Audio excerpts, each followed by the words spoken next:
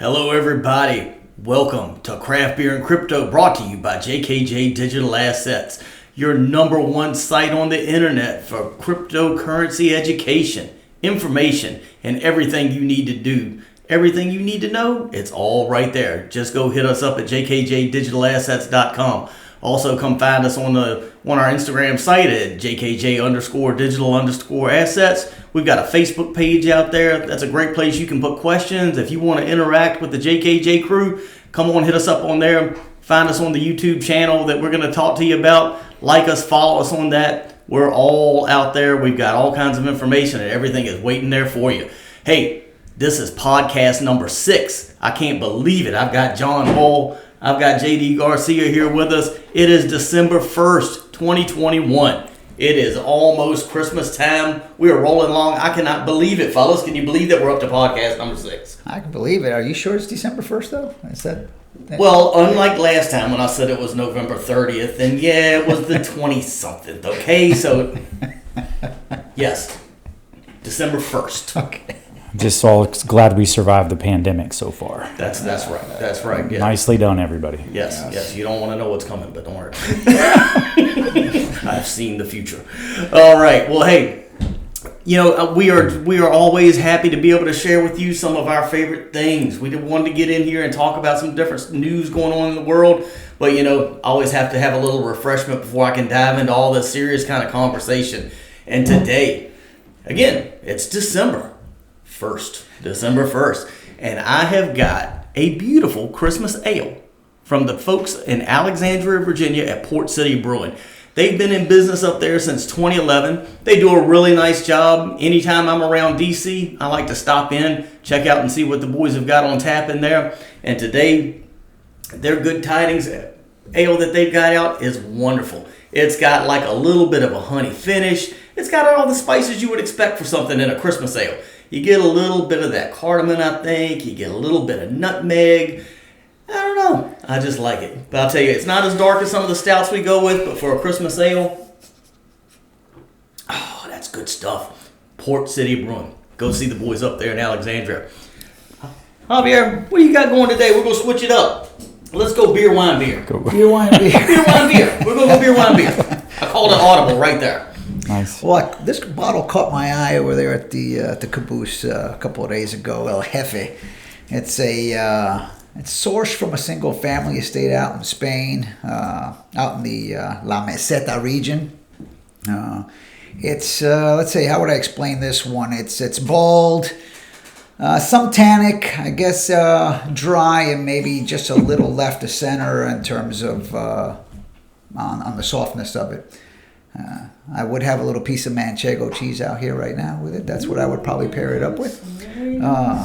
But price tag is excellent. It's about $15 a bottle, and if you haven't noticed yet, it's a liter. So, I like it. Are you saying size matters? Yeah. That's the value buy of the week right there. Nice. And it's good. It's good stuff. So, yes, I highly recommend El Jefe.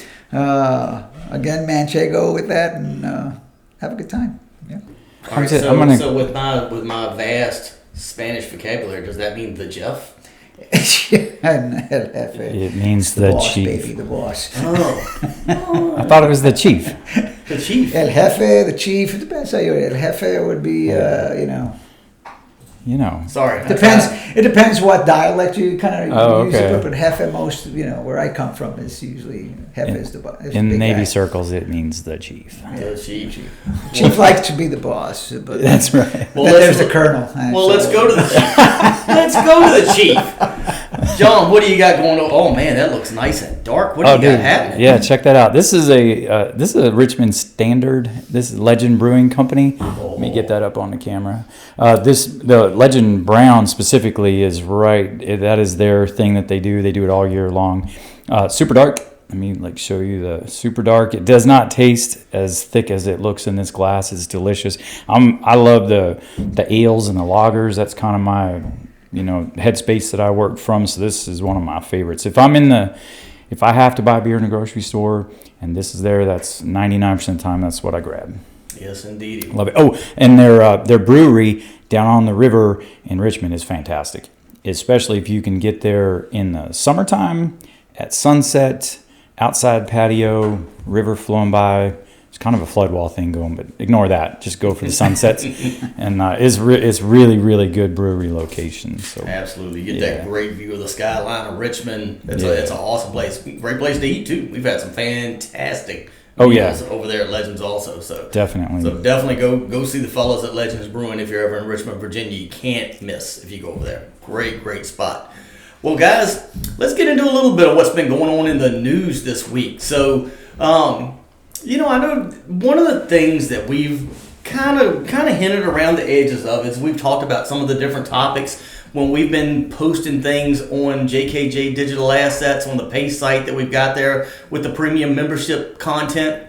Go sign up for the premium membership at jkjdigitalassets.com. But some of the things that we've been looking at on there in the white papers, and we always talk about fraud a little bit and protections and different things. So one of the things that I wanted to talk about today was fraud. Yeah. And how do we've touched on how do we protect ourselves, but in general, I know that's something that scares a lot of people. Like, how much fraud is there out there? Like, what are we dealing with in the crypto world right now? Well, to date, I was reading an article, and it came off of, I think, out of somebody that was writing some off of Coinbase. But so far in the crypto sphere, we're looking at $10.5 billion this year. Good grief, $10.5 billion. Yeah, and again, I have a couple of ways you look at it, right? If you ever took a course in statistics, it depends how you lay that data out there. One way I like to represent and look at it is, say, okay, what's the current fraud in the U.S. in terms of identity theft and that sort of thing, and this year, I think whoever wrote the number down, $715 billion. So wow, the numbers are staggering.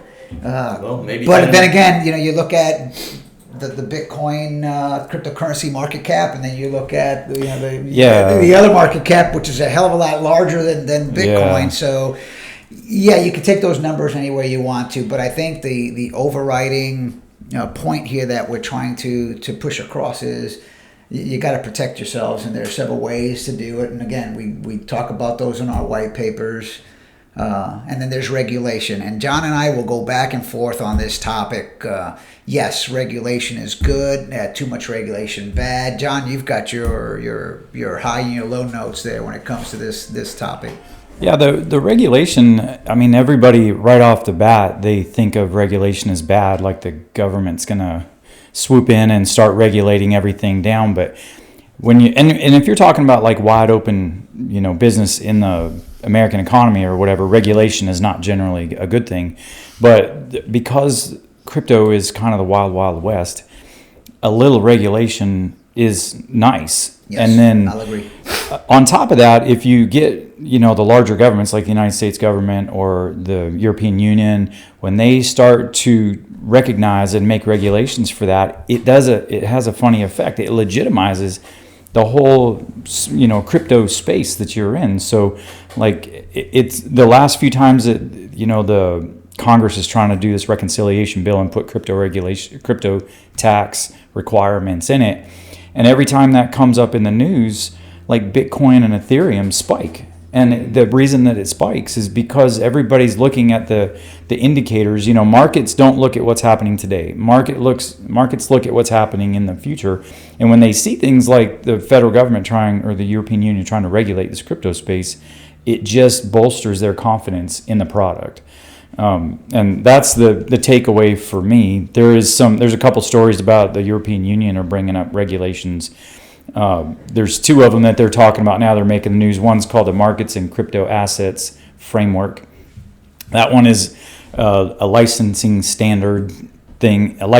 standards thing. So they want to create safety nets for the public in the structure of it. So think like, in HIPAA, they have computer frameworks. If you're a doctor's office and you hold patient records, you have to have a firewall. You have to have, these 20 protections out there to protect people's information and everything. Those are the kind of things that Europe is trying to, implement right now.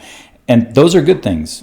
because it is the wild, wild west, if you have privacy, requirements out there for you to operate in this space, that just increases, like you're talking about, the public confidence, the private confidence, companies and stuff like that wanting to dive in. It just increases all those things and will, increase the adaptation. You will go further down that adaptation curve that we're always talking about when you can get bigger businesses in there. If Bank of America comes and dumps $100 billion into whatever, Bitcoin or whatever, that makes that curve just go inch up a little further. It's coming. It's coming. So they are all probably, they're good and bad in it, but I think in the stage that we're at in the crypto world, it's a really, really good thing. Yeah. So really, at the end, the takeaway is don't let regulations scare you. We on our side hope that it doesn't stifle business inside the blockchain and those small tech companies that are coming up the line. So what can you do at home to protect yourself? Kind of like anything else. When you get, we were just talking here with Kevin a moment ago. He just got an email from MetaMask. He thought it was MetaMask saying that you have to update your account. You get the same thing at home from your banks and whatnot. And the same rule of thumb. You get something like that, you receive an email of that sort, then you go straight to your account. Don't answer it at your email. Don't click a link. No. Do not click a link. Don't click the link. And I will give you a little bit of information that came off of one of our lesson plans, one of our white papers that we put together on crypto.com. And if you go into the setup side, the setup page there, you'll find that they have like an anti-phishing code that you can put in. And when you receive an email, if your code isn't on there, Crypto.com didn't send it. Yeah, so little things like that to protect yourself. Again, that was on one of our papers once we did a deep dive into Crypto.com. Yeah, public service announcement. When I got that from MetaMask, I did the normal old thing. Well, I say when it was looked like it was from MetaMask, it was not from MetaMask. You just hover over top of that sent from, and I looked at it, and it ended up being an email address that was about a half a mile long and ended in .ru, and I was like, I don't think that's MetaMask. I'm pretty sure Igor did not send that. Yeah. So we just deleted it right there and never looked at it again. So. Hey, when you're talking about the risk for these things, it's a given. The fraud risk across all the platforms, it's a given. If you're talking about your credit card, we've all had our credit card ganked at a gas station or whatever, and there's features that come in and turn your credit card off. Whenever you're dealing with the internet like you're talking about, those fraud dangers are inherent. We talked a couple podcasts ago about the volatility is inherent. Right. The volatility is inherent in the stock market. Volatility is inherent in the crypto markets. Volatility is just inherent. Well, it's the same way with the fraud risk. Your credit cards budget that stuff in. The big thing is that, and we've talked about this before, that none of these companies let it sit because they don't want to have the bad press over it. So if, we've had, legit exchanges get hacked and the money gets replaced. The crypto gets replaced, because they don't want the bad press from it happening. We've had more, I don't know if I want to call KuCoin a fringe site, but there's fringe sites like KuCoin who have had massive hacks and they replaced every penny because the crypto space will take the loss because they don't want the bad press for it. So it's inherent, but you're probably going to be made whole again. Yeah, a lot of these hackers are being caught too. This is all on the blockchain. So every one of those transactions, they can figure out what wallet that money those tokens were taken care of. And in the case of KuCoin, they looked at the lot numbers like you do on a dollar bill, right? Mm-hmm. And they said, okay, we're going to scratch those out right here on the computer. We're going to make a whole new batch of tokens, and we're going to make everybody whole again. So I thought that was kind of sweet. So anyway. Yeah, John, and to what you were saying, I'm not going to say what bank, but I've got a friend of mine that's pretty high up, and I know we've had those discussions, and it is staggering. It's billions of dollars that they budget strictly for that. Just never even a blink. Yep. So fraud is nothing new. And it is a part of our world, whether we like it or not. So, the more stopgaps you can put, like JD's talking about, the anti-phishing codes or the two-factor authentication, all those things, as many of those stopgaps that you have built into the exchange you're working with, use them, take advantage of them. And they can become a pain in the derriere, but at the end of the day, if it protects you, just Yeah, do it. It's there for a reason. So when you're at jkjdigitalassets.com as a premium member and you're reading through those white papers and you're going back through looking at some of these old videos that we've posted, things that have still got some very pertinent information, look for that two-factor authentication. Well, it'd be nice if I could say that word, but I know what it is. So, look at some of the different safety protocols that are in there and make sure you really take advantage of it. Fellas, y'all got anything else going on today we want to talk about? No, sir. All right. Well, I'll tell you what. Hey, make sure you go find us on Facebook. Look us up on Instagram at JKJ Digital Assets. Go to the Facebook page. We're out there at JKJ Digital Assets. And most of all, go to that pay site that we've got there at jkjdigitalassets.com. Get the latest, greatest, and most in-depth news and information to help you take your first few steps and continue down that path on your crypto journey. Folks, again, Javier, thanks for all the info. John, fantastic. Just a wealth of information. Y'all, we appreciate you being here with us on podcast number 6. Looking forward to getting podcast number 7 out there at some point soon. You be safe. We look forward to seeing you next time. Y'all have a great day.